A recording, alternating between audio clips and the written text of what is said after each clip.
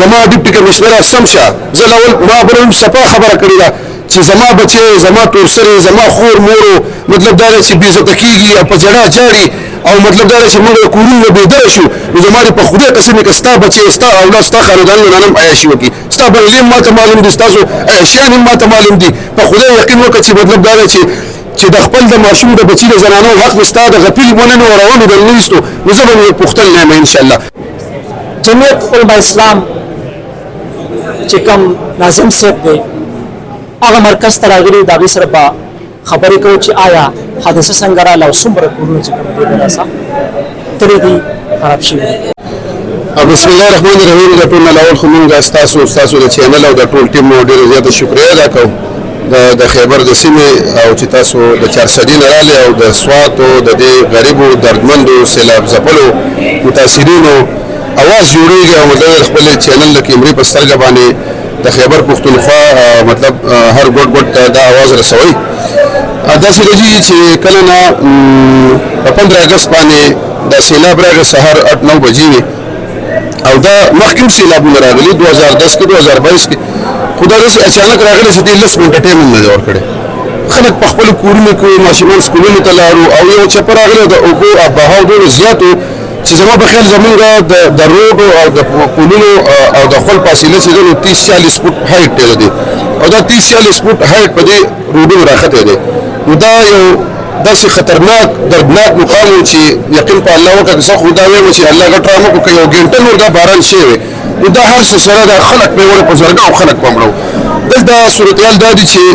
څومره چې زموږ سروې ده بدقسمتي زموږ دا ده چې دلته د ضلعي انتظامیې د صوبایي حکومت تر اوسه پورې سروې رپورټ نه دی راغلی چې دا 3000 کور دي 6000 دي. زمونږ د اندازې مطابق 8 یونین کورسلې په دې کې متاثره شي چې په هر یونین کورسل کې 2-3 ویلج کورسلې دي.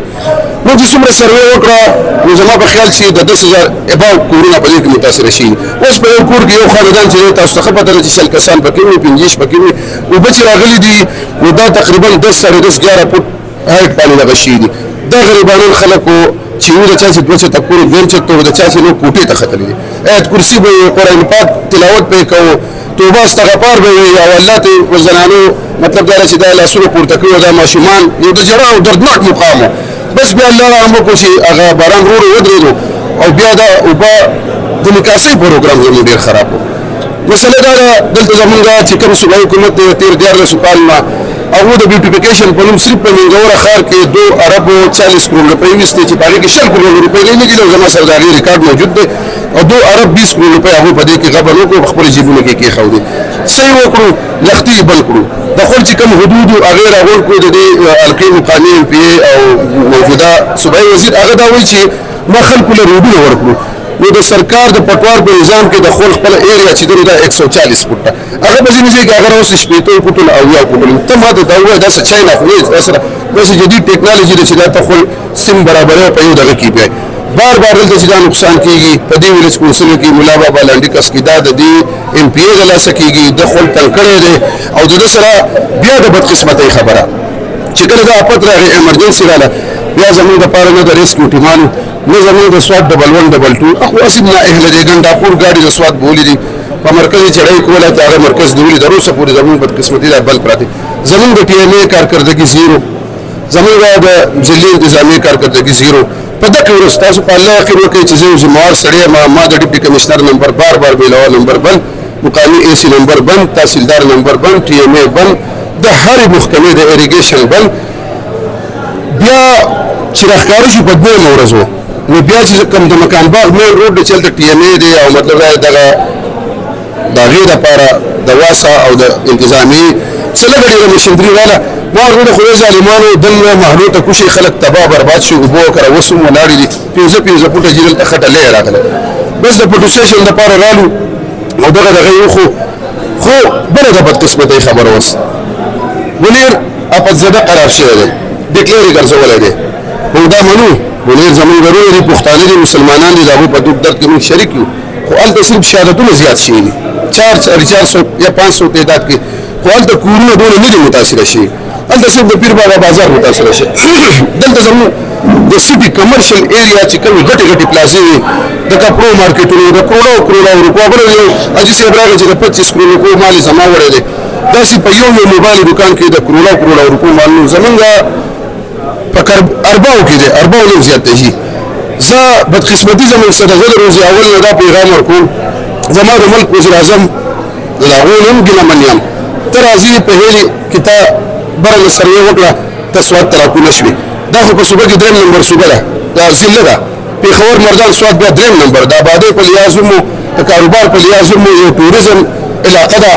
نو زموږ د سواد خلک همیشه سیلابونه راغلي دي طالبانیزیشن را باندې راغی زلزلې راغلي موږ خو د مخکې نه آفت زده یو ناظم صاحب هم تاسو دا خبره مونږ ته کوي چې مثلا صرف بونیر ته راځي او دلته څوک هم رانه بالکل وزیر اعظم رانغی دغه شان چې څومره خلک راغی نه ته چې کوم ته مړي شوي دي دلته ډېر زیات په کروڑو باندې نقصان شوی دی تاسو هم دا وایئ چې مطلب د څوک رانغی زم دغه خبرې راتلم چې یو خو وزیر اعظم دلته رانغی زما خپل صوبایي حکومت نه هم دا ګیله ده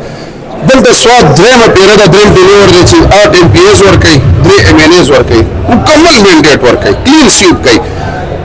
دلته صوبایي وزارت دوه دي زموږ په سواد کې ډېر چیرمن پکې شته زه حیران دی چې د خپل صوبایي حکومت سره هلته د خپل چیف منسټر صاحب سره دې خبره نشي کولی چې ته بونیر ته راځې ته سواد ولې ته آفت زده نه قرار ګرځې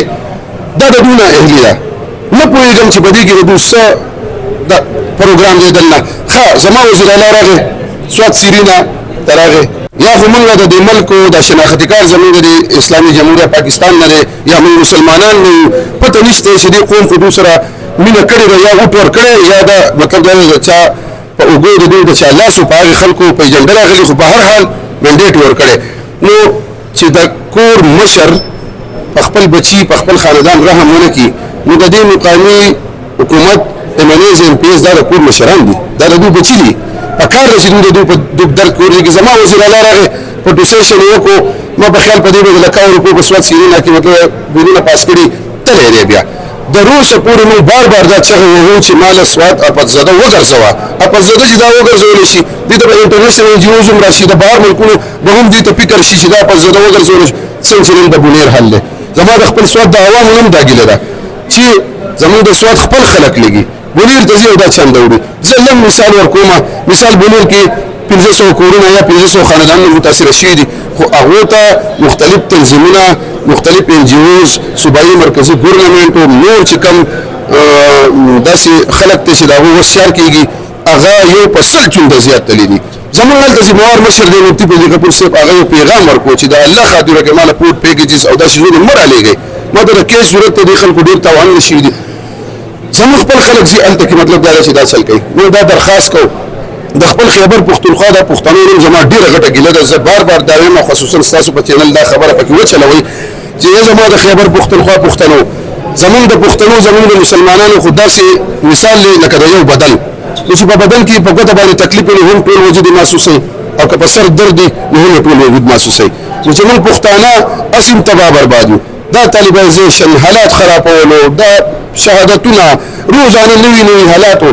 نو چې موږ دا پښتانه په دې سخته کې چې د قیامت یو منظر دی په دې کې موږ د یو بل سره کومک ونه کوو ولې درېږو دا خو د الله طرف آفت دی دا نن په موږ دا سبب یا په دغې خلکو ده زه دا پیغام ورکوم چې بونیر کې تقریبا چې هر څه اوس کور شوي دي اوس زما د خیبر پښتونخوا پښتنو له پکار ده چې سواد ته راشئ ویزټ وکړئ وګرځئ دا کورونه وګورئ 2.5 کوره خو د 10,000 نه خو ایباو زما دغه شهادتونه هم شیږي بالکل د ضلع انتظامي چې کوم رپورټ دی 18-19 پورې شهادتونه هلته رسېدلي دلته داسې کورونه دي نو لور دره ورته وایي ګډ بشمن هلته یو خاندان 8 کسان وفات شوي په ګډ کې 3 د یو خاندان مال مویشي دا څاروي دا خو دومره دي په سوونو دي د دې خو حساب نه دی معلومو من لور کې جي خبره موږ ته ستاسو په شان دوستان زموږ راغلي وو هغه موږ بولو اته کوره په یو ځای باندې د بنیاد د ویښه وړی شي اته کوره خو دا هغو سر ته خدای خیر کړی بچ کړي دي نو اته کوره هغه تللي دي بیا د دې خوا سالنډه کې شپږ کوره هلته کې په ریکارډ پراته دي په چین شګۍ کې 2 کورونه داسې دي چې هغې وایرل شوي د 2 چته کور د ویښې وړی